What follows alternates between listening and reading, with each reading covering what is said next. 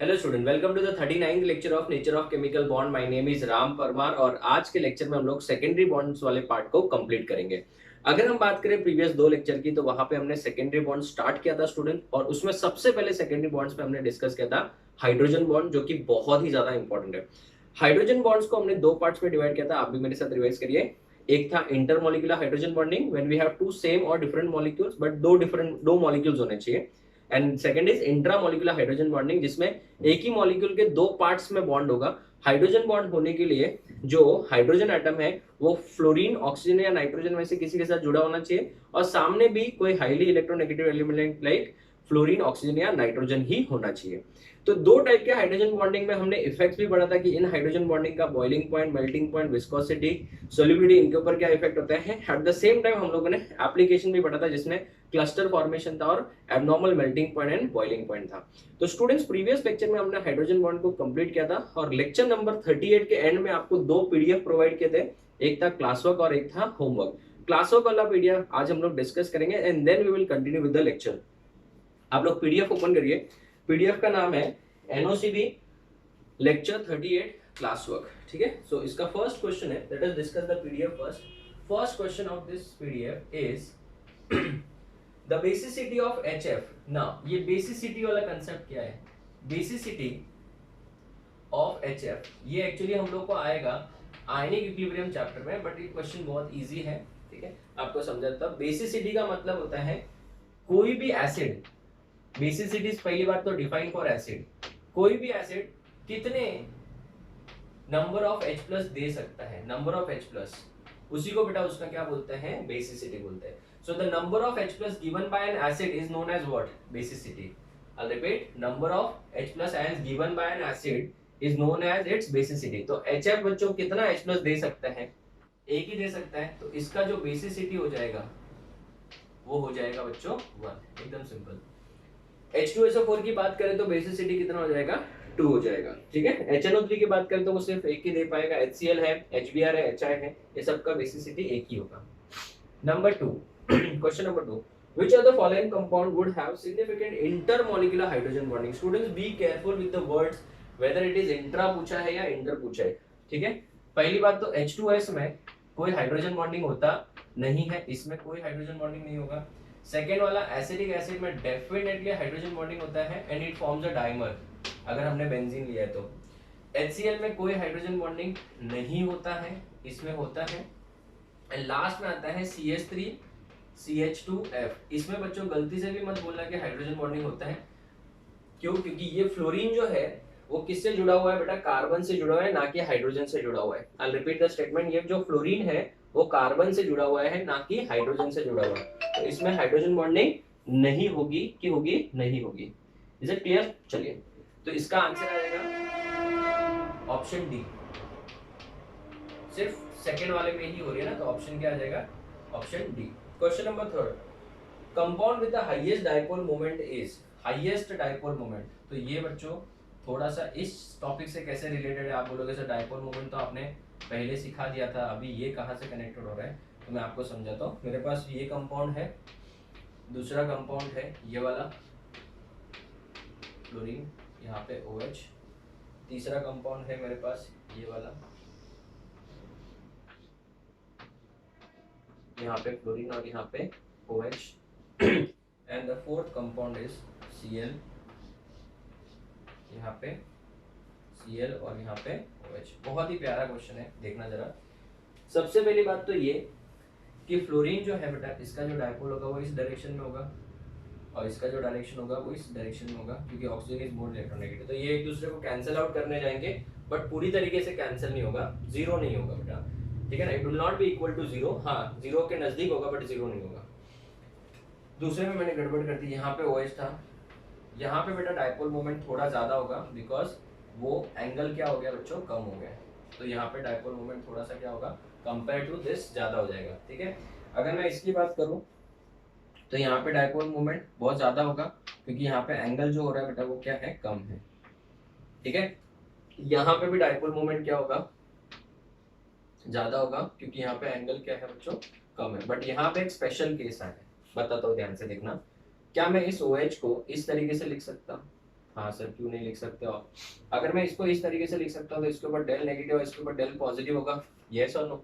तो कहने से बेटा ये वाला जो फ्लोरीन है, क्या इसके साथ में हाइड्रोजन बॉन्डिंग कर सकता है? कौन सा है ये हाइड्रोजन बॉन्डिंग, इंट्रा है या इंटर है? Intra molecular hydrogen bonding. तो ये ग्रुप एक दूसरे के करीब आने लगेंगे, और करीब आने लगेंगे तो ये जो थीटा का वैल्यू है, थीटा का वैल्यू डिक्रीज होगा, और थीटा का वैल्यू डिक्रीज होगा तो म्यू का वैल्यू क्या होगा? इंक्रीज होगा।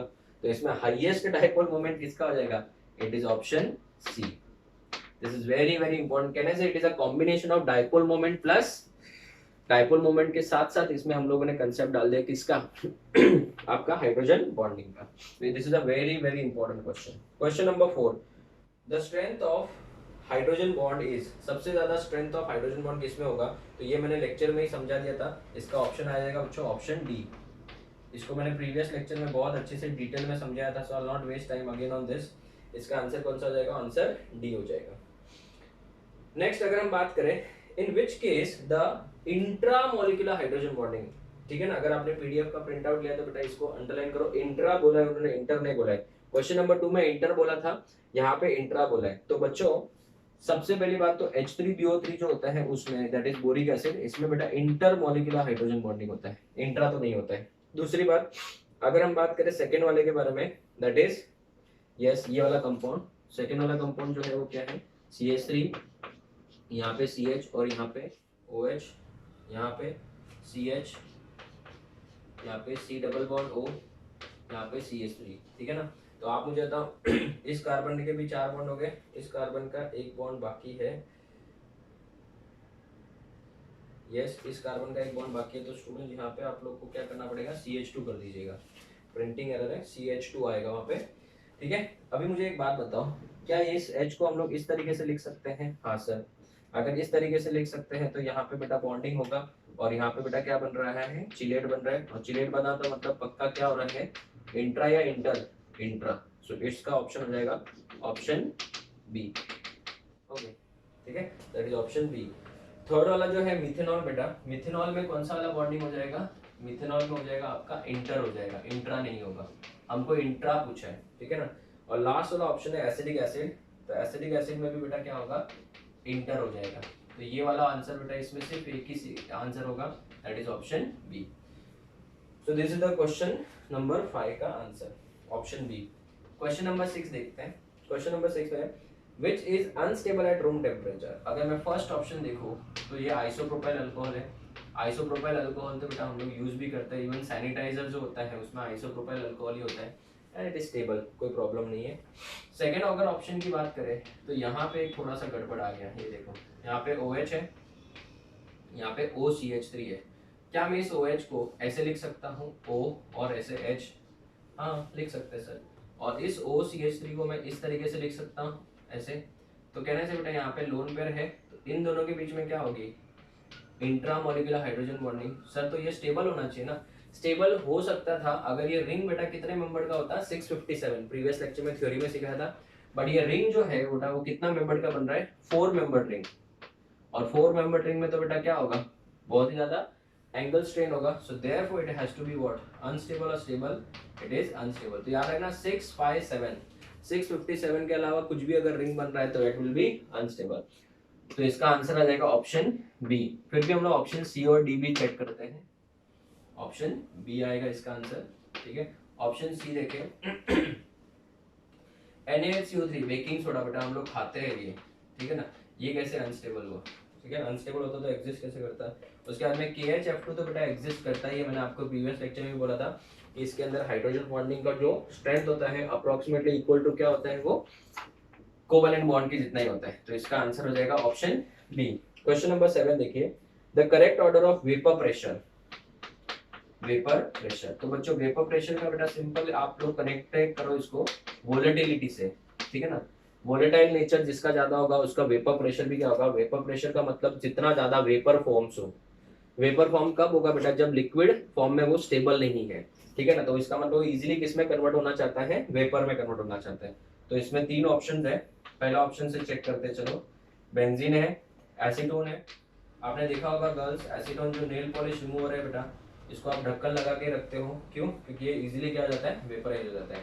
तो अगर मैं इस ऑप्शन की बात करूँ तो बेंजीन है बेटा, बेंजीन में तो कोई बॉन्ड ही नहीं होता है, एटलीस्ट इसके अंदर थोड़ा बहुत तो प्लस माइनस होता है, तो अट्रैक्शन फोर्स थोड़ा बहुत तो होगा।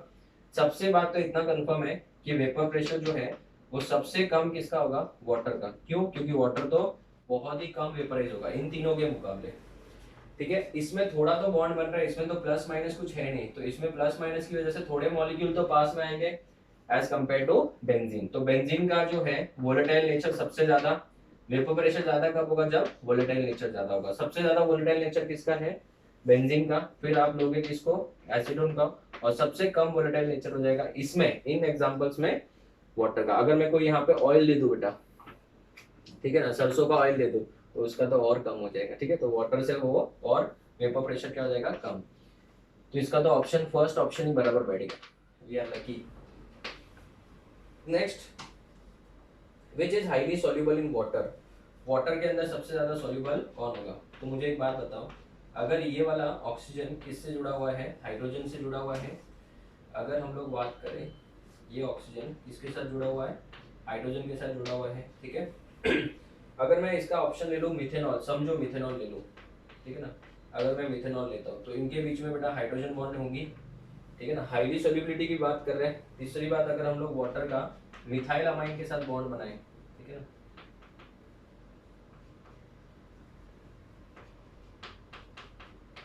इस तरीके से मिथाइल अमाइन के साथ, तो ये एक बॉन्ड बनेगा। तीसरा बेटा हाइड्रोजन बॉन्डिंग अगर बनाए हम लोग इसके साथ, या फिर इसमें एक और बॉन्ड भी बन सकता है क्या साथ में, जब वाटर का आएगा तो ये इसके साथ भी तो बॉन्ड बना सकता है।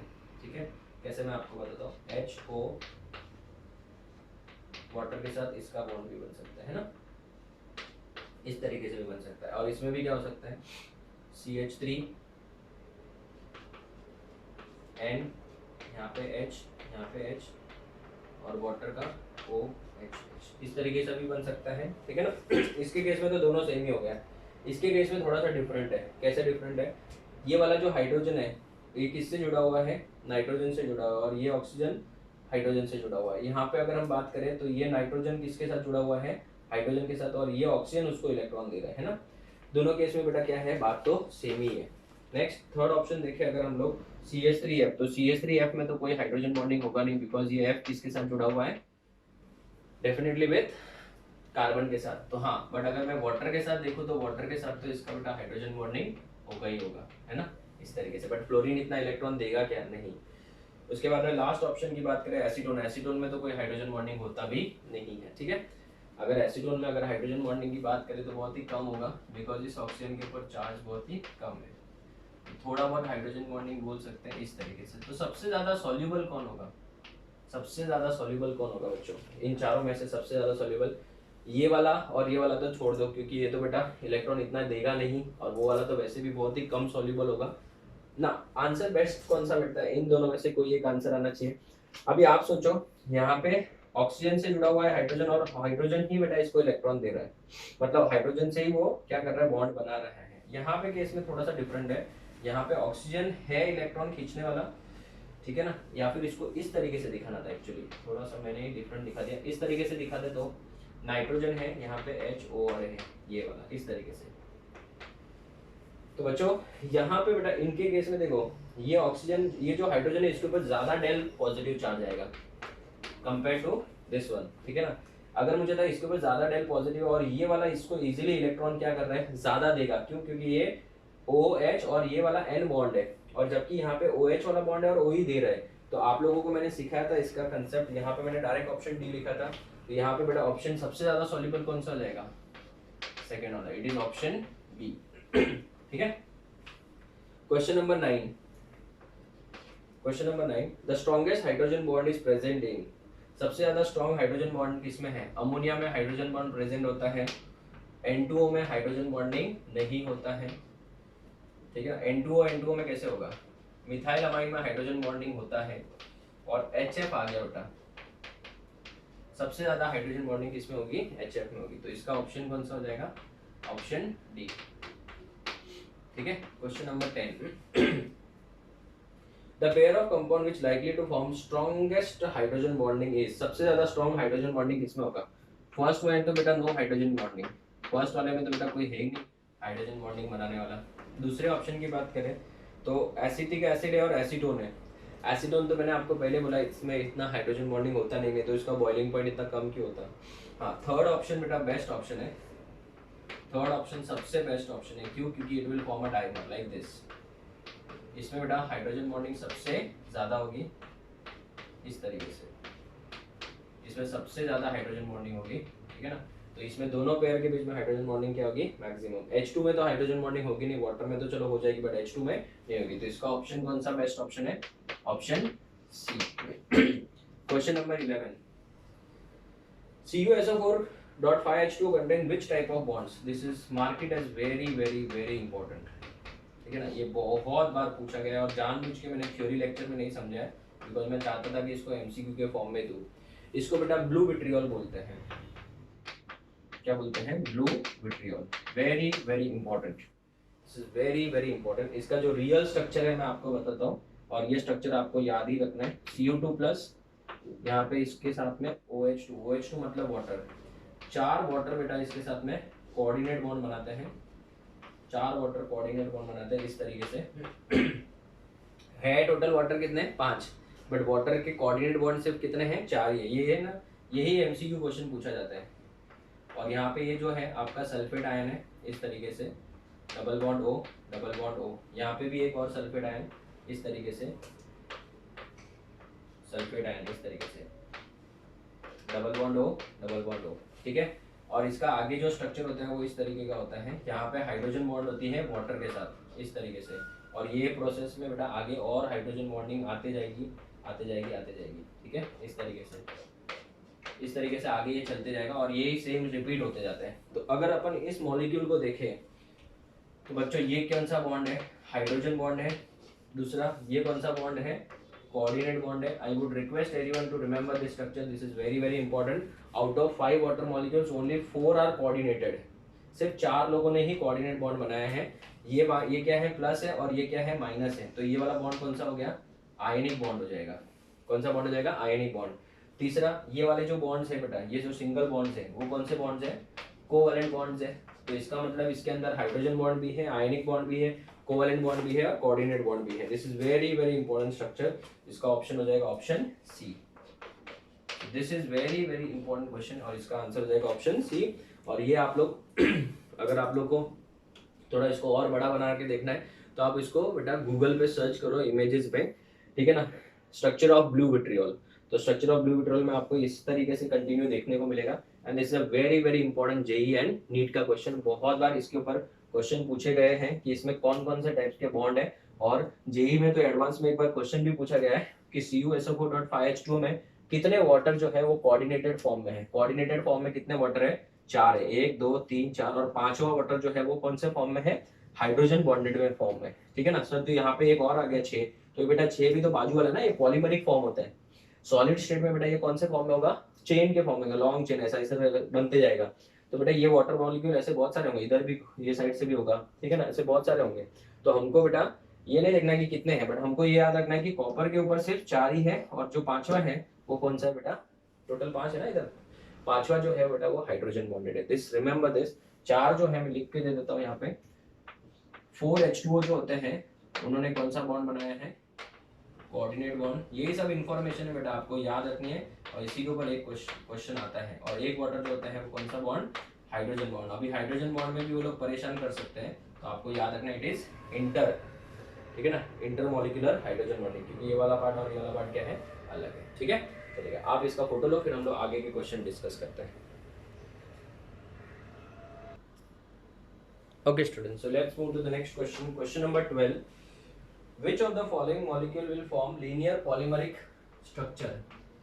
Linear polymeric structure, ठीक है ना। linear polymeric structure बेटा कौन बनाएगा?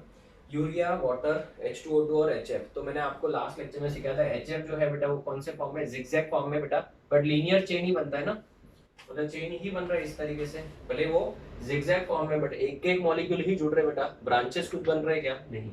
इस वजह से इसका आंसर आ जाएगा option D.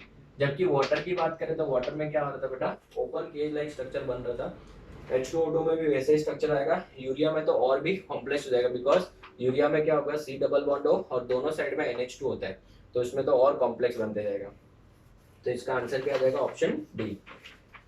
Next question number 13, H2O2 is dipolar, H2O is dipolar, ठीक है ना, और जबकि उन्होंने बोला है BeF2 is not, BeF2 is not. इसका रीजन क्या है, क्योंकि H2O2 जो है, H2O sorry my mistake, H2O जो है बेटा वो इस तरीके का बेंट शेप है, बराबर है, और BeF2 जो है बेटा वो इस तरीके का लीनियर है। तो इसके अंदर डायपोल जो है बेटा एक दूसरे को क्या कर देंगे, कैंसिल कर देंगे।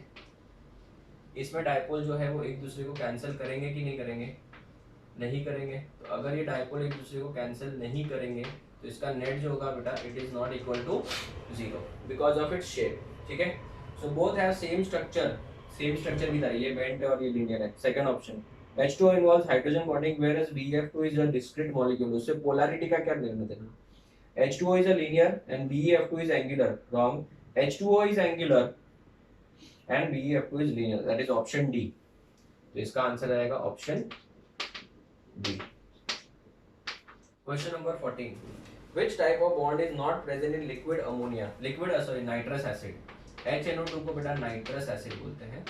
सर ये नाम कैसे किया आपने, ये बेटा नाम जो है मैं आपको नेक्स्ट लेक्चर में सिखाने वाला हूँ कि नेमिंग ऑफ इनऑर्गेनिक कंपाउंड कैसे, इसको नाइट्रस एसिड क्यों बोलते हैं, इसमें से अगर H निकाल दो तो NO2 माइनस आएगा, उसको नाइट्राइट आयन बोलते हैं। ये सब कैसे पढ़ते हैं नाम, वो भी सब अपन देखेंगे, जैसे ऑर्गेनिक में पढ़ा था, बट उधर सिर्फ एक ही लेक्चर में खत्म हो जाएगा। इसका जो रियल स्ट्रक्चर है वो इस तरीके का है, ठीक है, इस तरीके का। तो मुझे एक बात बताओ, यहाँ पे ये कौन सा बॉन्ड है, ये कौन सा बॉन्ड है, ये कौन सा बॉन्ड है, तो जरा सोचो। इसमें क्या आपको कोवैलेंट बॉन्ड दिख रहा है, हाँ। कोऑर्डिनेट बॉन्ड दिख रहा है, कोऑर्डिनेट बॉन्ड तो नहीं दिख रहा है। Not present is not present, ठीक है ना। अगर हम लोग बात करें कोऑर्डिनेट एंड हाइड्रोजन बॉन्ड तो होगा ना बच्चों, हाइड्रोजन बॉन्ड तो होगा, ठीक है। H बॉन्ड होगा कि नहीं होगा, होगा डेफिनेटली, क्योंकि इसके पास में H बॉन्ड हो गई। कोऑर्डिनेट बॉन्ड, इसमें कोऑर्डिनेट बॉन्ड तो कहीं दिख नहीं रहा है बच्चों, कोऑर्डिनेट बॉन्ड तो कहीं दिख नहीं रहा है, क्योंकि अगर कोऑर्डिनेट बॉन्ड होता तो इस तरीके से जाता था ना, HNO3 होता तो बात अलग है। तो इसमें कौन सा बॉन्ड नहीं है, हाइड्रोजन बॉन्ड दिखेगा। बट अभी मैं ऑप्शन बी टिक करूं या डी, तो मोर अप्रोप्रिएट तो मुझे ऑप्शन डी ही लग रहा है। सर ऐसा क्यों, क्योंकि अगर मैं बी टिक करूंगा तो बेटा बी में तो कोऑर्डिनेट एंड हाइड्रोजन बॉन्ड दोनों है, ठीक है। तो या तो अगर आपने प्रिंट आउट लिया तो कोऑर्डिनेट कैंसिल करके वहां पे आप हाइड्रोजन बॉन्ड बैठो, उसमें बोथ ऑप्शन सी और डी सेम हो जाएगा, या फिर लास्ट में ऑप्शन चेंज करके नन ऑफ दीज लिख देना। बट इसमें मोस्ट अप्रोप्रिएट आंसर कौन सा बैठेगा, डी बैठेगा, बिकॉज बी वाला क्यों नहीं टिक कर सकता, बी वाला टिक नहीं करने का रीजन है क्योंकि coordinate bond and H bond दोनों दिया है, एच बॉन्ड तो एग्जिस्ट कर रहा है, कोऑर्डिनेट कर रहा है क्या, नहीं। तो इससे more appropriate answer, NEET students and JEE में मोर अप्रोप्रिएट आंसर के हिसाब से देखने जाए तो आंसर डी हो जाएगा। Question number 15, the higher value of latent heat of water, ठीक है ना, in other liquid has been accounted in terms of, जो लेटेंट हीट ऑफ वेपराइजेशन होता है वाटर का वो ज्यादा क्यों होता है, लेटेंट हीट ऑफ वाटर ये ज्यादा क्यों होता है, बिकॉज उसके बीच में बहुत ज्यादा क्या है, इंटरमॉलिक्यूलर हाइड्रोजन बॉन्डिंग है। तो वो बॉन्ड जब तक टूटेगा नहीं, वाटर मॉलिक्यूल क्या नहीं होगा, वेपराइज नहीं होगा। So latent heat of vaporisation का रीजन क्या है, hydrogen bonding. Next question number 16, तो इसका आंसर हो जाएगा option C. Hydrogen bonding is not present in glycerine, सबको पता होगा ग्लिसरीन बच्चों क्या होता है, ये ग्लिसरीन होता है, आप इसको ग्लिसरॉल भी बोल सकते हो, ठीक है, इसको बेटा ग्लिसरीन बोलते हैं। इसमें तो ट्रेमेंडस अमाउंट ऑफ हाइड्रोजन बॉन्डिंग होता है। आपने देखा होगा जो टीवी सीरियल होता है बेटा, टीवी सीरियल में जो कभी कभी ऐसा रोल करना पड़ता है लेडीज को, ठीक है ना, बुरा मत मानना, जिसमें बेटा आंसू निकलने आने चाहिए, ठीक है, आंसू। तो जनरली रिकॉर्डिंग के टाइम में क्या होता है बेटा, यहाँ पे अगर हम लोग पानी लगाएंगे बेटा तो पानी जो कैमरा में इतना क्लियरली दिखता नहीं है और जल्दी सूख जाता है, क्योंकि बहुत सारे बात तो बहुत बहुत 2-2, 3-3, 4-4 टेक्स लेने पड़ते हैं। तो इन दैट केस क्या होता है, फिर वो लोग ग्लिसरीन लगाते हैं बेटा, राइट। ग्लिसरीन जो होता है बेटा वो थोड़ा सा विस्कस लिक्विड है, गाढ़ा लिक्विड है, ठीक है, क्योंकि उसके अंदर हाइड्रोजन बॉन्डिंग बहुत ज्यादा होता है और इस वजह से वो जल्दी सूखता नहीं है और दिखेगा भी। तो इसमें हाइड्रोजन बॉन्डिंग जो है बेटा वो 3-3 OH है, इस तरीके से आप इसको शो कर सकते हो, इस तरीके से।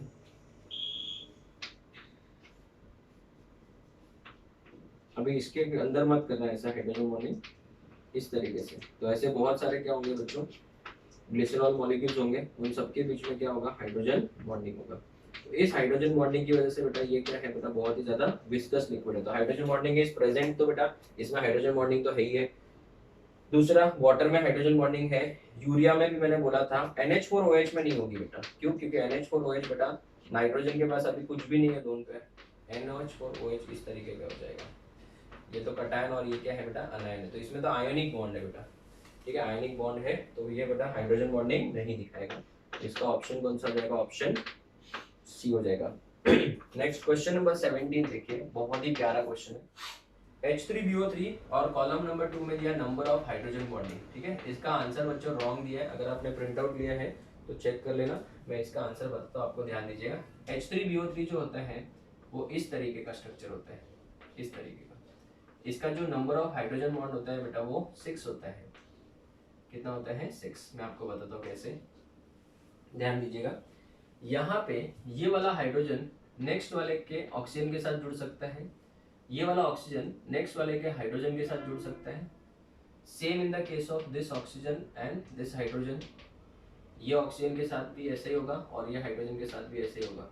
तो टोटल कितने हाइड्रोजन बॉन्ड हो गए, 1 2 3 4 5 और 6।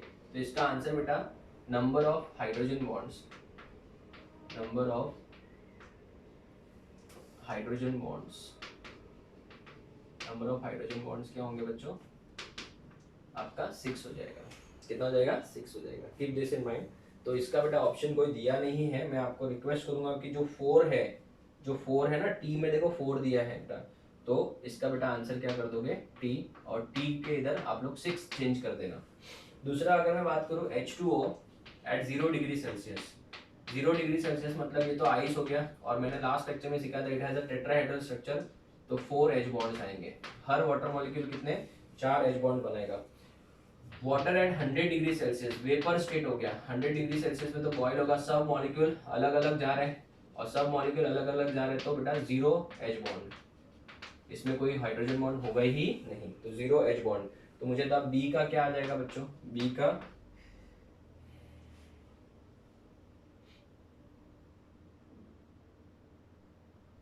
ए का क्या हो गया, टी ले लेते हैं, 6 ले लेते हैं, सॉरी मैंने गलती कर दी, एक का काम करता हूँ आप लोग, क्योंकि 4 तो अपना नंबर में आ रहा है, ए का आप एस कर लो, एस को बेटा 6 कर दो, और बी का क्या हो जाएगा, बी का टी हो जाएगा, ठीक है, और H2O 100 डिग्री सेल्सियस पे पी आ जाएगा, तो सी का क्या हो जाएगा, पी हो जाएगा।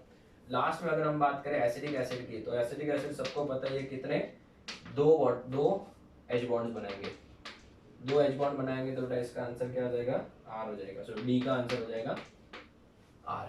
तो इसमें बेटा सिर्फ इधर एक चेंज कर देना, इसका आंसर 6 है, मैंने आपको समझा दिया वो कैसे। और ये सेम आपको पी ब्लॉक में ग्रुप नंबर 13 में इसका एक बेटा मस्त प्लेनार स्ट्रक्चर बना के बताऊंगा, बहुत बड़ा स्ट्रक्चर है, बहुत अच्छा क्वेश्चन है वो।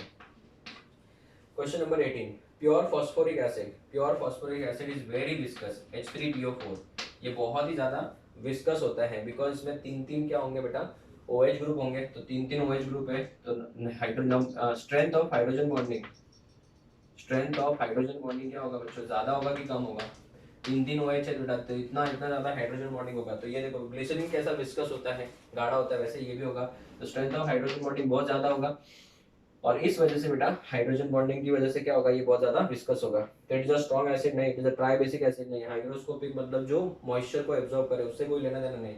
It has PO4 3- group which are bonded by many hydrogen bonds, तो इसका बेस्ट ऑप्शन क्या हो जाएगा, ऑप्शन डी हो जाएगा। Question number 19, hydrogen bonding would not affect the boiling point of, it would not affect the boiling point of those compound जिसमें hydrogen bonding present ही नहीं है। तो NH3 में हाइड्रोजन बॉन्डिंग प्रेजेंट है, मिथेनॉल में है, वाटर में है, तो HI में कोई हाइड्रोजन बॉन्डिंग होती है क्या, नहीं, तो जिसमें हाइड्रोजन बॉन्डिंग ही नहीं है उसके बॉइलिंग पॉइंट को क्यों अफेक्ट करेगा ये, इसका आंसर हो जाएगा HI, that is option HI, that is a. Water is a liquid whereas hydrogen sulphide is a gas, because water में बेटा क्या होता है, हाइड्रोजन बॉन्डिंग होता है, हाइड्रोजन बॉन्ड होता है, और H2S में कोई हाइड्रोजन बॉन्डिंग नहीं होता है, इस वजह से बेटा ये गैस होगा, और ये जो होगा कंपाउंड क्या होता है, लिक्विड होता है, और इस वजह से बेटा हम लोग दुनिया में पानी जो है लिक्विड फॉर्म में देख पाते हैं। इमेजिन करो बेटा भगवान ने, या फिर समझो यहाँ पे हाइड्रोजन बॉन्डिंग नहीं होता तो फिर हमारे लिए कितना डिफिकल्ट हो जाता है, बिकॉज उसके नीचे वाला कंपाउंड जस्ट गैस है, तो हम लोग को बेटा पीने के लिए पानी नहीं मिलता, ठीक है। So it is because of hydrogen bonding we are drinking water. Next question, question number 21। तो इसका आंसर क्या आएगा बच्चों, इसका 20 का आंसर क्या आ जाएगा, ऑप्शन सी। 20 का आंसर जाएगा option C. Next 21, which of the following compound would have significant intermolecular hydrogen bonding? किसमें हाइड्रोजन बॉन्डिंग अच्छा खासा होगा, HF में होगा, हाँ, मिथेनॉल में होगा, हाँ, तो ये दो ही कंपाउंड है। N2O4 में तो होने वाला नहीं है और मीथेन में भी नहीं होगा, तो इसका ऑप्शन कौन सा आ जाएगा, ऑप्शन सी हो जाएगा। Next question number 22, water boils at higher temperature than H2O, because water में क्या होता है, हाइड्रोजन बॉन्डिंग होता है और इसमें हाइड्रोजन बॉन्डिंग नहीं होता है, because it is capable of forming hydrogen bonding. So option क्या आ जाएगा, option C. Next 23, the weakest hydrogen bonding is, सबसे वीक हाइड्रोजन बॉन्डिंग कौन सा है इसमें से ना, इसमें आंसर आ जाएगा बच्चों ऑप्शन बी और डी में कंफ्यूज मत होना, आंसर बी टिक मत करना, इसका आंसर आएगा ऑप्शन डी। सर डी क्यों नहीं टिक कर रहा है, वहां पे हाइड्रोजन बॉन्डिंग है ही नहीं बेटा, वो हाइड्रोजन बॉन्डिंग है ही नहीं, तो आप उसको वीकेस्ट हाइड्रोजन बॉन्डिंग क्यों बोलोगे। आप लोगों को हाइड्रोजन बॉन्डिंग में वीकेस्ट पूछा है, ऑप्शन बी में तो हाइड्रोजन बॉन्डिंग ही नहीं है, सल्फर थोड़ी हाइड्रोजन बॉन्ड बनाता है, तो हाइड्रोजन बॉन्डिंग ही नहीं है, तो आप उसको वीकेस्ट हाइड्रोजन बॉन्डिंग क्यों बोलोगे। अब मेरी बात है, हाइड्रोजन बॉन्डिंग में आपको वीकेस्ट ढूंढना है, तो हाइड्रोजन बॉन्डिंग तो तीन ही एलिमेंट दिखाते हैं, फर्स्ट फ्लोरीन, ऑक्सीजन और नाइट्रोजन, तो इसका आंसर हो जाएगा ऑप्शन डी। 24 बहुत ही प्यारा क्वेश्चन है। Among the following pairs, which one will show which both compound exhibit hydrogen bonding? किसमें हाइड्रोजन बॉन्डिंग होगी, फर्स्ट ऑप्शन में इथेनॉल हाइड्रोजन बॉन्डिंग शो करेगा, but dimethyl ether hydrogen bonding show नहीं करेगा। दूसरे में बेटा methyl amine hydrogen bonding show करेगा, बट ट्राइमिथाइल अमाइन जो है हाइड्रोजन बॉन्डिंग शो नहीं करेगा। थर्ड ऑप्शन की बात करें तो मिथेनॉल जो है वो हाइड्रोजन बॉन्डिंग शो करेगा, बट मिथाइल थायो अल्कोहल वो हाइड्रोजन बॉन्डिंग शो नहीं करेगा। बट अगर हम लोग ऑप्शन डी देखें, ठीक है ना, हम लोग को सॉल्व करने में थोड़ा टाइम लग रहा है, बट ये सब इंपॉर्टेंट क्वेश्चन है। ऑप्शन डी देखें तो ये आपका क्लोरल डाइहाइड्रेट है, इसमें बेटा हाइड्रोजन बॉन्डिंग होगा, ये हमने पढ़ा है। उसके बाद में अमोनिया में भी हाइड्रोजन बॉन्डिंग होगा, ठीक है ना, तो यहाँ पे मैंने आपको बताया था दो दो चिलेट बनते हैं, इसमें भी हाइड्रोजन बॉन्डिंग होगा, इसमें भी हाइड्रोजन बॉन्डिंग होगा, तो इसका ऑप्शन कौन सा ऑप्शन है, ऑप्शन क्या आएगा best, option D. Question number 25, boiling point of alcohol is higher than ether. Alcohol का जो बॉइलिंग पॉइंट होता है वो अल्कोहल ईथर से क्या होता है ज्यादा, बिकॉज अल्कोहल में क्या होती है, हाइड्रोजन बॉन्डिंग होती है और ईथर में कोई हाइड्रोजन बॉन्डिंग नहीं होती है, तो इसका बेस्ट ऑप्शन हो जाएगा ऑप्शन ए, इसका आंसर हो जाएगा ऑप्शन ए, ठीक है। चलिए next question, question number 26 question में क्या दिया है, the high boiling point of water is due to the reason, which reason, कौन सा, वाटर का जो बॉइलिंग पॉइंट हाई होने का कारण है बेटा वो है intermolecular dash bonding, hydrogen bonding. Question number 27, which one of the following hydrogen bond is the strongest hydrogen bonding कौन सा होगा इसमें से, it has to be option ये वाला, कौन सा, ऑप्शन डी, ठीक है, option D is the best option, तो आंसर हो जाएगा ऑप्शन। क्वेश्चन नंबर 28 देखते हैं, amongst H2O, H2S, H2SE, H2TE which one has the highest boiling point, ये तो मैंने आपको बताया था कि बाकी किसी में भी हाइड्रोजन बॉन्डिंग नहीं होगा, इसका जो बॉइलिंग पॉइंट होगा वो क्या होगा, हाईएस्ट बॉइलिंग पॉइंट होगा, because of dash bond, hydrogen bond. Question number 29 last question, which one of the following has or have intramolecular hydrogen bonding, पर सल्फेट आयन बच्चों आगे आएगा लेक्चर्स में, इसको पर सल्फेट आयन बोलते हैं, इसमें नो H बॉन्ड होता है क्योंकि हाइड्रोजन ही नहीं है इसमें। तो दूसरा क्लोरल हाइड्रेट, इसमें बेटा इंट्रामोलिकुलर हाइड्रोजन बॉन्डिंग होती है, सो इसमें इंट्रामोलिकुलर हाइड्रोजन बॉन्डिंग प्रेजेंट है। ऑर्थोनाइट्रोफेनॉल, ओ नाइट्रोफेनॉल मैंने आपको सिखाया था, पैरानाइट्रोफेनॉल एंड ऑर्थोनाइट्रोफेनॉल, इसमें भी हाइड्रोजन बॉन्डिंग होती है, वो भी कौन सी, इंट्रा, तो ये भी आंसर हो जाएगा। फ्यूमेरिक एसिड में तो बेटा होता ही नहीं है, मैलिक एसिड में होता है, फ्यूमेरिक में नहीं होता है, तो फ्यूमेरिक एसिड में कोई हाइड्रोजन बॉन्डिंग नहीं होता है, तो इसका आंसर कौन सा बेस्ट ऑप्शन है, नो एच बॉन्ड, तो भैया इसका आंसर हो जाएगा बोथ। बोथ करके तो दिया नहीं है, तो आपको मैंने आपको बोला था ना ये एक अच्छा क्वेश्चन है, एंट्रेंस का क्वेश्चन है, बी एंड सी दोनों इसका राइट है, ऑप्शन बी भी है और इसका आंसर ऑप्शन सी भी है। सो this is the end of class work PDF which was given at the end of lecture number 38। आज हम लोग 39 शुरू कर रहे हैं और इसके अंदर जो हम लोग मॉलिक्यूलर इंटरमॉलिक्यूलर फोर्सेस पढ़ेंगे वो होगा ion dipole, dipole dipole, London forces, dispersion forces, वो सब क्या होते हैं वो हम लोग पढ़ेंगे। बट स्टूडेंट्स भले ही मुझे थोड़ा टाइम लग रहा है बट मैंने आपको प्रॉमिस किया था कि हम लोग क्वेश्चन आंसर पीडीएफ के साथ में ही सॉल्व करेंगे, क्योंकि जैसे अभी जल्दी ही आपका ये चैप्टर खत्म होने वाला, ज्यादा बचा नहीं है। जैसे ही आपका चैप्टर खत्म हो जाएगा इसके अलावा फिर आपको चैप्टर के एंड में एक और प्रैक्टिस प्रॉब्लम शीट दिया जाएगा जिसमें हर लेक्चर के कंबाइंड क्वेश्चंस होंगे। ठीक है, कंबाइंड क्वेश्चंस का मतलब क्या, जितने भी हम लोगों ने लेक्चर्स लिए उसमें से हर एक में से कुछ ना कुछ क्वेश्चन होंगे, जो पीडीएफ मैंने आपको दिए थे उसमें से नहीं होंगे, अलग से सॉर्टेड आउट क्वेश्चंस है। ठीक है ना, तो पूरा चैप्टर कवर होता है। तो ये बोलते हैं ना, आप प्रैक्टिस प्रॉब्लम जो है वो आप सॉल्व करोगे तो आपको पूरा चैप्टर का बोलते हैं ना एक समरी मिल जाएगा, ब्रीफ में पूरा चैप्टर कवर हो जाएगा। ठीक है, तो आप इसका फोटो ले लो स्टूडेंट्स और फिर हम लोग इंटरमॉलिक्यूलर फोर्सेस में दैट इज सेकेंडरी बॉन्ड्स का नेक्स्ट पार्ट स्टार्ट करते हैं। आप फोटो ले लो। Okay students, so let's continue.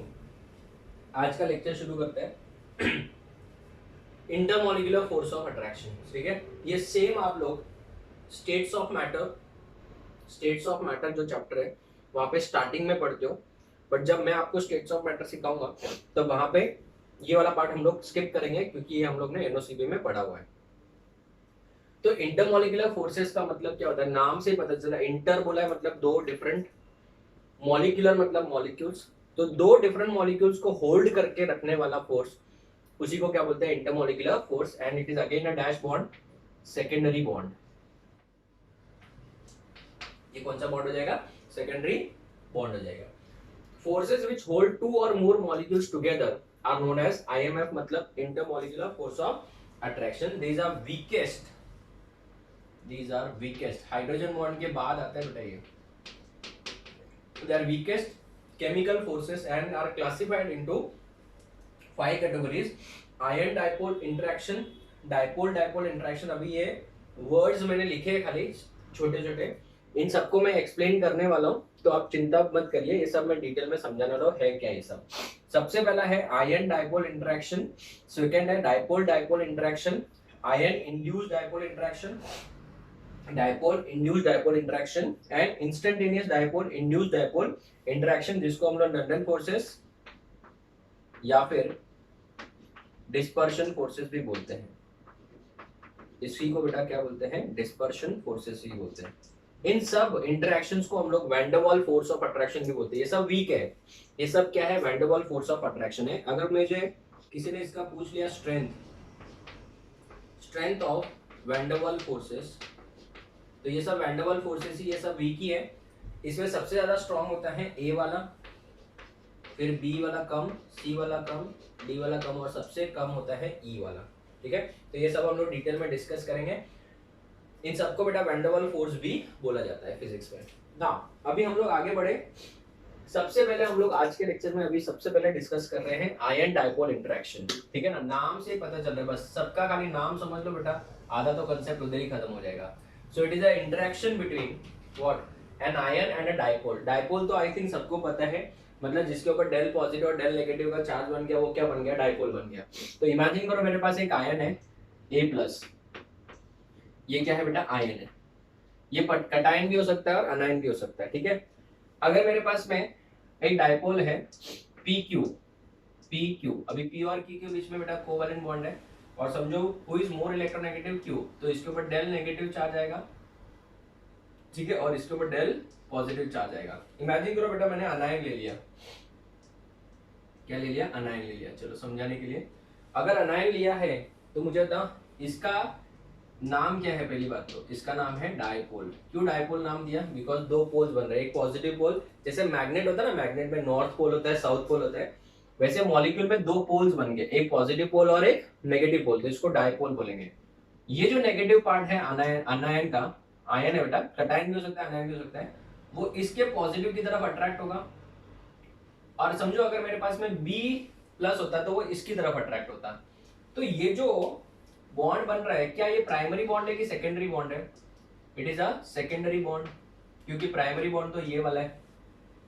दूसरा, आप मुझे बताओ ये किसके किसके बीच में बन रहा है? सर आयन और डायपोल के बीच में बन रहा है, तो इसको मैं क्या बोलूंगा? Ion dipole interaction. ठीक है, तो मुझे बताइए ये किसके किसके बीच में एग्जिस्ट कर रहा है? आयन, जो कि कटायन भी हो सकता है, एनायन भी हो सकता है, और एक डायपोल के बीच में, that is a polar molecule. So dipole word आ गया, मतलब कंपाउंड क्या है? पोलर है कि नॉन पोलर है? पोलर है। So exist between ion and a polar molecule, यही है बेटा इसका मीनिंग। ठीक है, इसका जो स्ट्रेंथ होता है, स्ट्रेंथ कि ये कितना स्ट्रांग बनेगा, वो किसके ऊपर डिपेंड करेगा? सबसे पहले डिपेंड करता है साइज ऑफ द आयन के ऊपर। साइज ऑफ द आयन जितना छोटा होगा, it is nothing but hydration only बेटा, जितना छोटा होगा उसका ज्यादा क्या हो जाएगा बेटा? उतना ज्यादा आयन डायपोल इंटरेक्शन होगा। Depends on the charge also. Remember the lecture of ionic bond, जिसमें हम लोग ने पढ़ा था हाइड्रेशन एनर्जी, वही है ये, और कुछ नहीं है। वहां पे मैंने आपको लिखाया भी था कि इसमें आयन डायपोल इंटरेक्शन होते हैं। चार्ज ऑफ द आयन के ऊपर भी डिपेंड करता है, ठीक है ना, इसके साइज के ऊपर और इसके चार्ज के ऊपर। दूसरा, तीसरा किसके ऊपर डिपेंड करता है? ये कितना ज्यादा पोलर है, जितना ज्यादा पोलर होगा उतना डेल्टा पॉजिटिव डेल्टा नेगेटिव बनेगा, तो वो उतना ज्यादा इसके साथ स्ट्रॉन्ग क्या बनेगा? Bond. So dipole of the dash molecule, dipole of the molecule. So the strength of ion dipole interaction depends upon three factors. It depends on the size of the ion, charge of the ion and dipole of the molecule. अगर मुझे बताओ बेटा ये Na+ होता है या Cl- होता है और ये वाटर होता, तो इस प्रोसेस का नाम कुछ दिया था हमने, कटायन और anion is surrounded by water molecule, it is known as hydration. और वाटर की जगह पे कोई दूसरा होता तो yes you got it correct, it is solvation. Correct बोला आप लोग ने। If polar molecule is water, if the polar molecule is water, then this interaction is responsible for hydration, then it is responsible for hydration। ठीक है, जैसे मैं अगर आपको एग्जांपल देता हूँ, मेरे पास Na+ गैस है, वाटर डाल दिया इसमें, तो ये Na+ क्या हो जाएगा? एक्वस हो जाएगा। एक्वस का मतलब क्या? This Na+ which is ion ना बच्चों, कटायन या फिर अनायन, ये कटायन है, it is surrounded by water molecule like this. और इसके फर्स्ट लेयर में कितने? एक ही लेयर बनता है, और कितने वाटर मॉलिक्यूल होते हैं बेटा? 6 वाटर मॉलिक्यूल होते हैं ना। लिथियम में 4 ही होते हैं, 1 2 3 4 5 6। ये सब जगह पे ऑक्सीजन अटैच हो जाएगा इनसे, OH2 OH2 OH2, इस तरीके से। तो इसी प्रोसेस को तो बेटा क्या बोलते हैं? Ion dipole interaction. क्यों? क्योंकि ये क्या है? एक डायपोल है। वाटर में बेटा प्लस माइनस होता है ना, डेल नेगेटिव डेल पॉजिटिव, और ये क्या है? आयन। तो इस इंटरेक्शन को क्या बोलेंगे हम लोग? Ion dipole interaction. अगर इसकी जगह पे समझो Cl- होता, Cl- कौन से फॉर्म में? गैस फॉर्म में। वाटर ऐड करके बेटा क्या बन जाएगा? Cl- aqueous. तो यहाँ पे Cl- होगा, ठीक है, और ये आपका वाटर मॉलिक्यूल होगा इस तरीके से।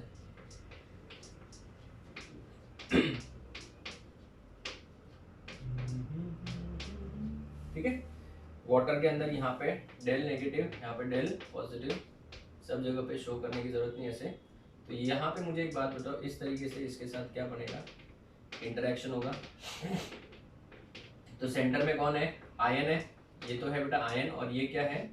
डायपोल है। तो ये जो इंटरेक्शन बन रहा है, इसी इंटरेक्शन को क्या बोलेंगे? Ion dipole interaction. Ion dipole interaction. और अगर वाटर होगा तो इसको क्या बोला जाता है? हाइड्रेशन। ठीक है, so can we say that ये एक पॉजिटिव और नेगेटिव के बीच में एक फोर्स ऑफ अट्रैक्शन है, तो we can call it as a electrostatic force of attraction. But हमको पता है these are secondary bonds and they are weak, so therefore it is a weak electrostatic force of attraction. Students, अगर मुझे question पूछा जाएगा which of the following is more soluble in water? Na+ बेटा small होता है, और NH4+ बेटा 2 atoms, यहाँ पे 4 हाइड्रोजन एटम और 1 नाइट्रोजन एटम है, तो ये क्या रहेगा? Large in size. चलो आप लोग वीडियो पॉज करके इसका आंसर सोचो, इन दोनों में से ज्यादा सॉल्युबल कौन होगा?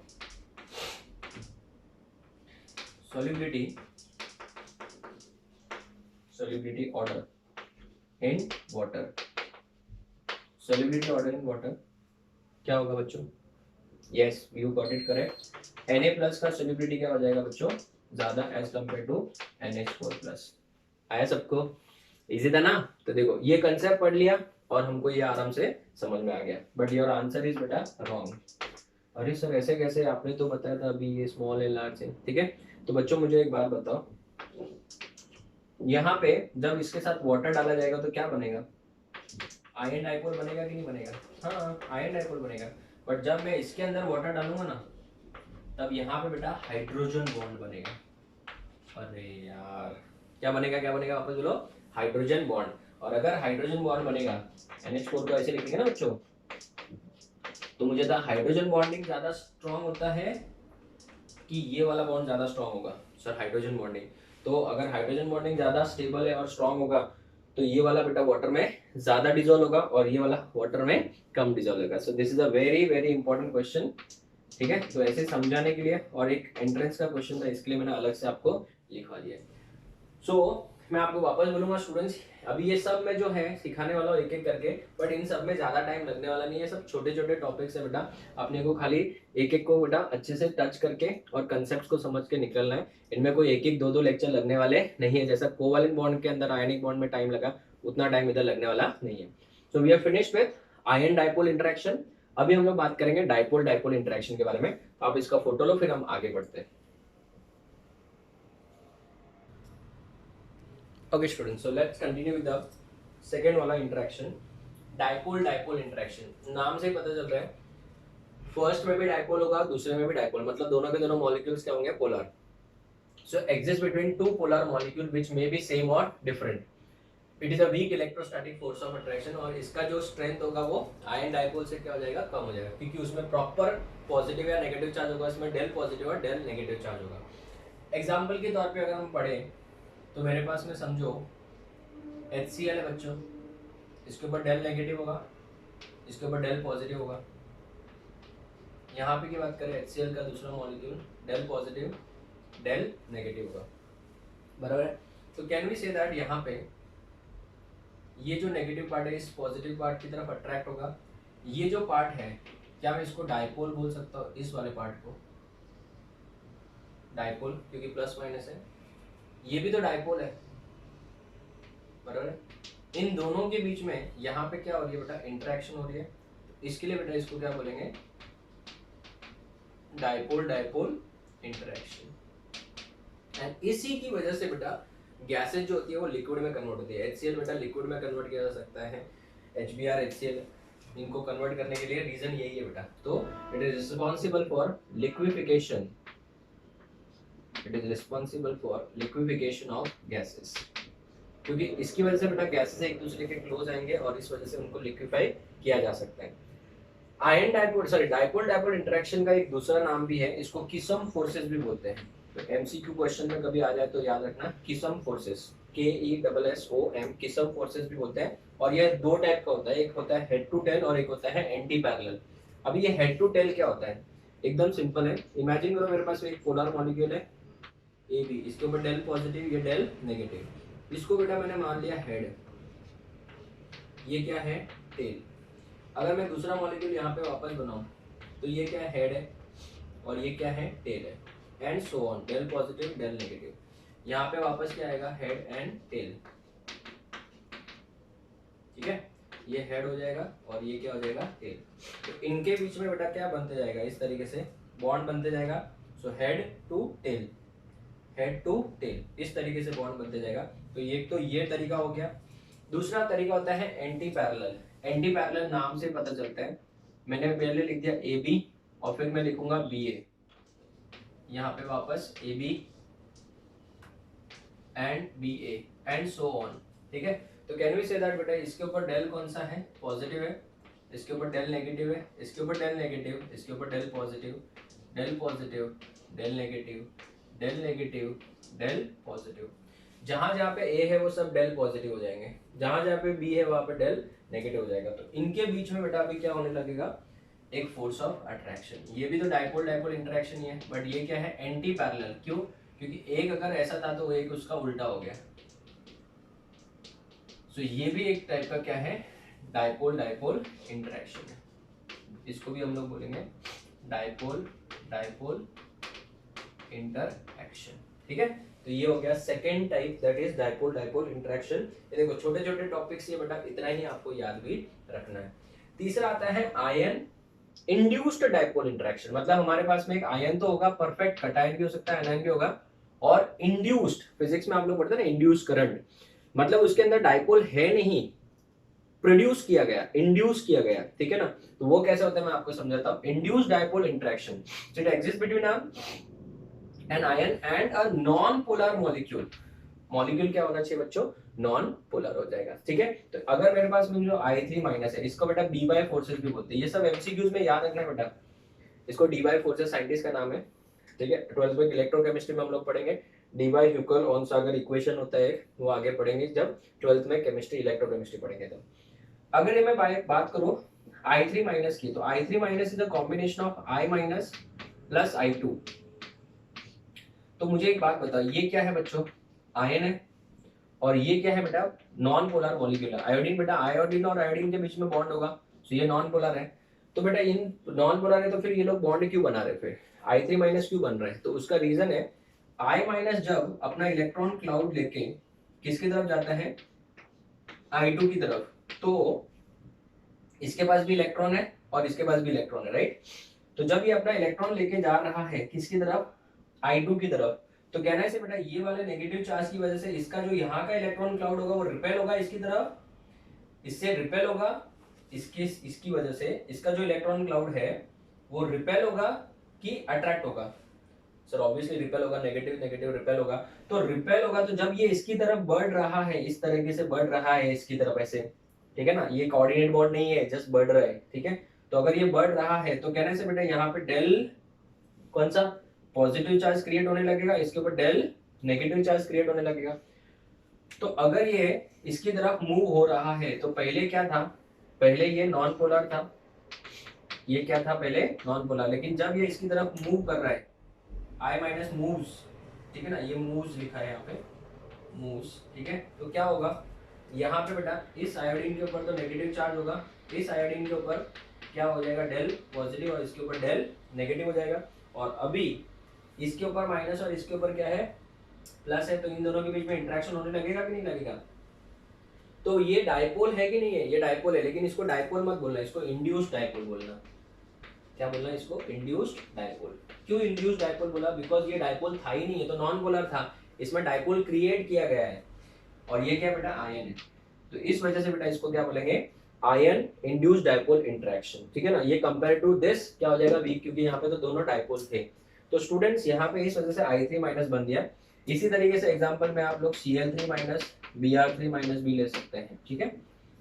किसका इलेक्ट्रॉन क्लाउड ज्यादा शिफ्ट होगा, आयोडीन का, क्यों, क्योंकि वो इलेक्ट्रोनेगेटिविटी वाइज क्या है, कम है। तो स्टेबिलिटी ऑर्डर कभी पूछ रहे एमसीक्यू में, स्टेबिलिटी ऑर्डर, तो सबसे ज्यादा स्टेबल कौन सा हो जाएगा, Cl3 माइनस सबसे कम, Br3 माइनस उससे ज्यादा स्टेबल, और I3 माइनस सबसे ज्यादा स्टेबल। क्यों, क्योंकि इसका इलेक्ट्रोनेगेटिविटी सबसे कम है, ठीक है।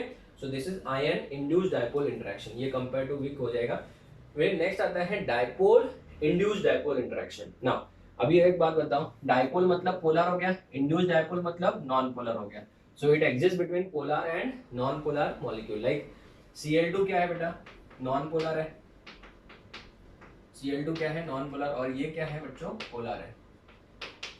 तो इमेजिन करो मेरे पास में HCl है जो Cl2 की तरफ जा रहा है, समझो। तो Cl2 बेटा क्या है, नॉन पोलर है, लेकिन इसमें HCl में डेल नेगेटिव चार्ज आएगा, इसके ऊपर डेल क्या आएगा, पॉजिटिव। तो ये जब इसकी तरफ मूव करेगा, इसकी तरफ जाने लगेगा, इस तरीके से जाने लगेगा, तो कहने से ये इसके ऊपर इलेक्ट्रॉन क्लाउड है, हाँ, तो इसके ऊपर भी तो इलेक्ट्रॉन क्लाउड है, तो इलेक्ट्रॉन क्लाउड एक दूसरे को क्या करेंगे, रिपेल करेंगे। तो इसके ऊपर डेल क्या बन जाएगा, पॉजिटिव, इसके ऊपर डेल नेगेटिव। तो ये डाइपोल नहीं था, इसमें डाइपोल क्रिएट किया गया है, तो इसको क्या बोलेंगे, इंड्यूस्ड डाइपोल। और ये तो पहले से ही डाइपोल था ही, तो इसको क्या बोलेंगे, डाइपोल। तो अभी इन दोनों के बीच में, यहाँ पे डेल पॉजिटिव है, इसके ऊपर डेल नेगेटिव है, इन दोनों के बीच में इंटरेक्शन क्रिएट होना चालू हो जाएगा, और इसी को क्या बोलते हैं, डाइपोल इंड्यूस्ड डाइपोल इंटरेक्शन, इसको बोलेंगे डाइपोल इंड्यूस्ड डाइपोल इंटरएक्शन, ठीक है ना। तो स्टूडेंट्स ये बहुत ही ज्यादा इंपॉर्टेंट है, and this is responsible for solubility of noble gases. Solubility of noble gases, noble gases तो बेटा सबको पता है बेटा, बहुत ही कम रिएक्टिव है, बट पानी के अंदर जो उनकी सोल्यूबिलिटी होती है वो किस वजह से होती है बेटा? डायपोल इंड्यूस्ड डायपोल इंटरेक्शन की वजह से, ठीक है। और इसके ऊपर बहुत सारे क्वेश्चन आते हैं। What are clathrates compound? Clathrates compound मतलब क्या?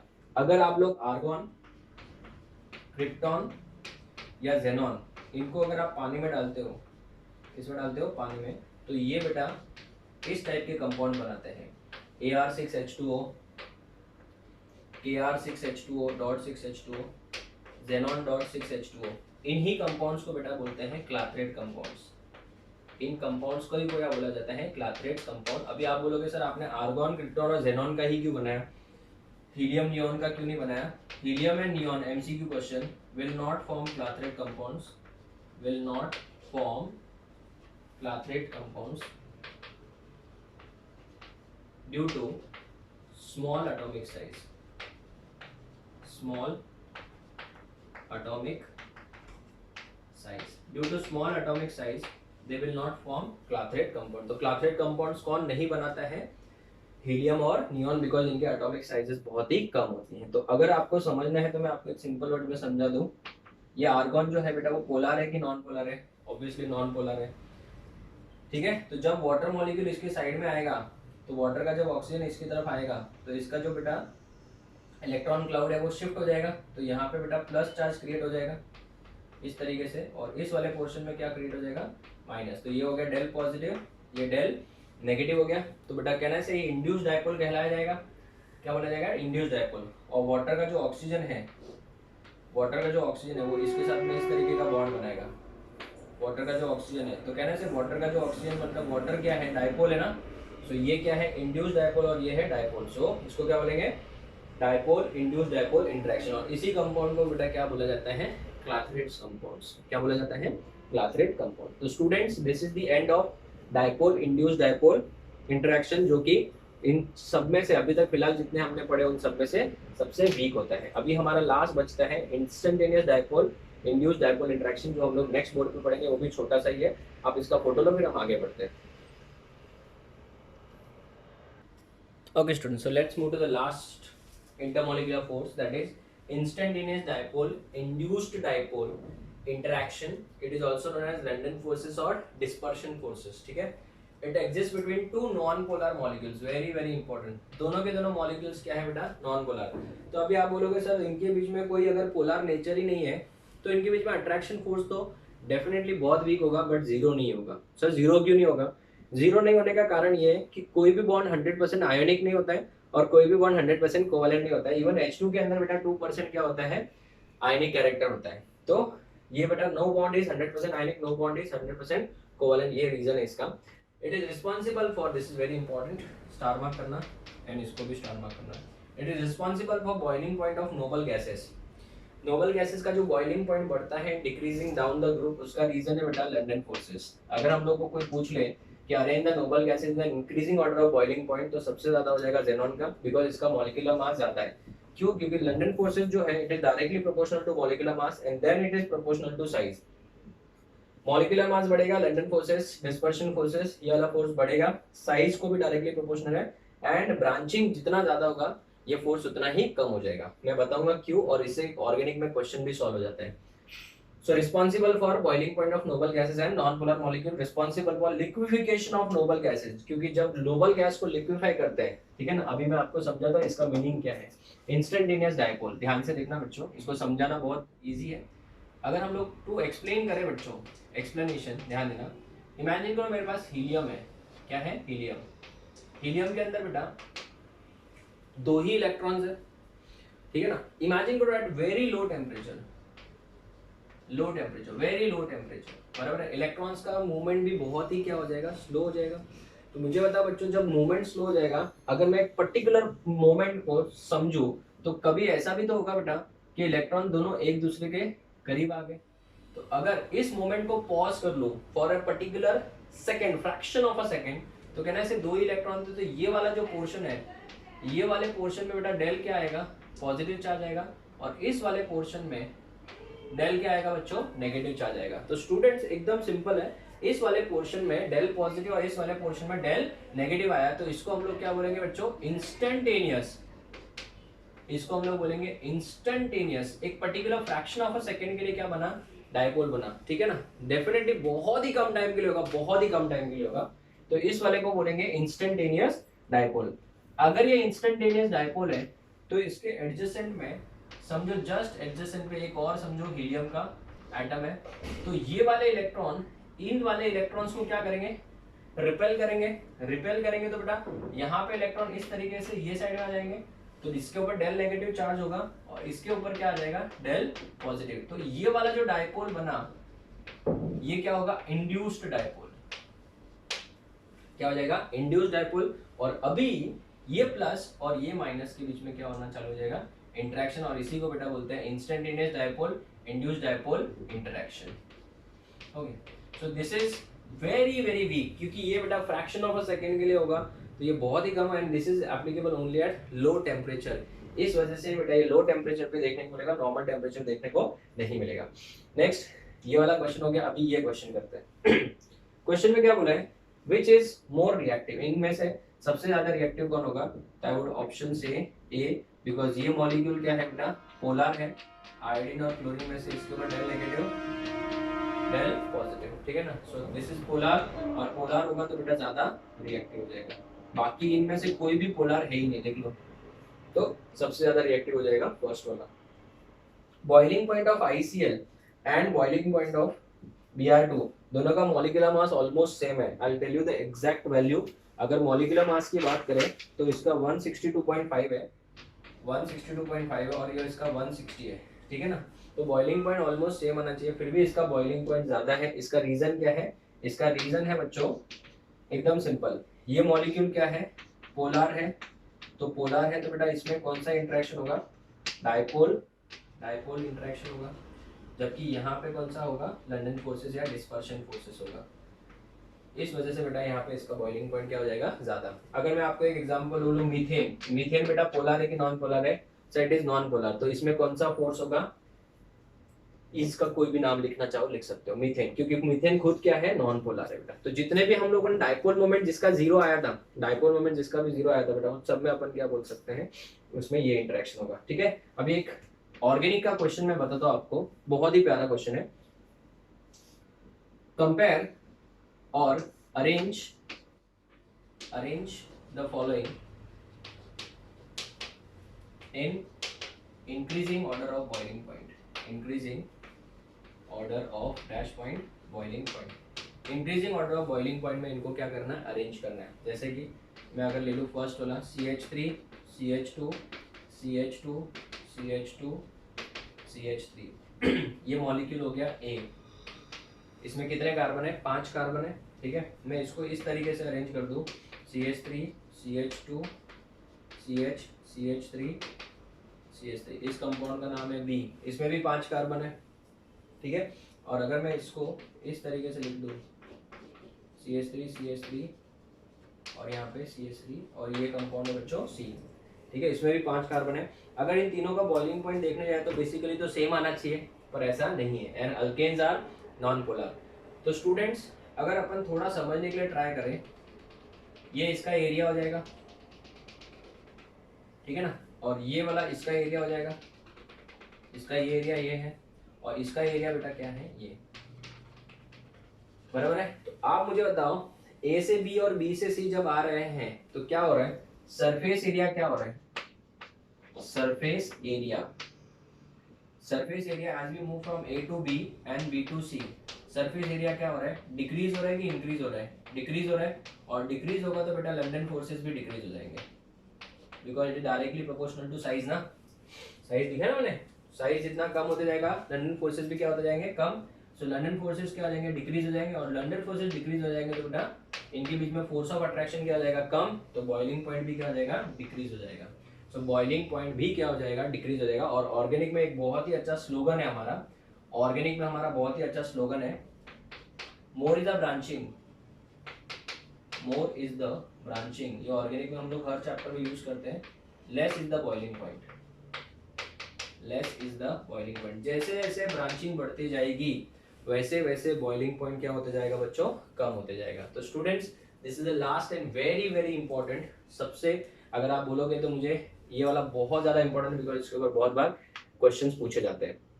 सो दिस इज द लास्ट वाला, that is instantaneous dipole induced dipole interaction. इससे हमारा secondary bonds, listen to me carefully, secondary bonds अभी पूरा का पूरा खत्म हो चुका है। तो आपने देखा होगा सेकेंडरी बॉन्ड्स को कंप्लीट करने के लिए हमको मैक्स टू मैक्स 3 लेक्चर्स लगे, 2 तो हाइड्रोजन बॉन्डिंग के लिए और 1 लेक्चर में हमने इंटरमोलिकुलर फोर्स ऑफ अट्रैक्शन पूरा खत्म कर लिया।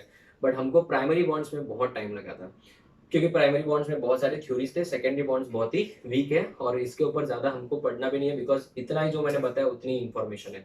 अभी हमारे पास में 2 या 3 छोटे छोटे टॉपिक बच जाते हैं। एक लेक्चर लूंगा मैं IUPAC naming of inorganic compounds के ऊपर, उसमें हम लोग को थोड़ा सा कंपाउंड के अंदर एसएस बॉन्ड है या नहीं वो सब डिस्कस करेंगे।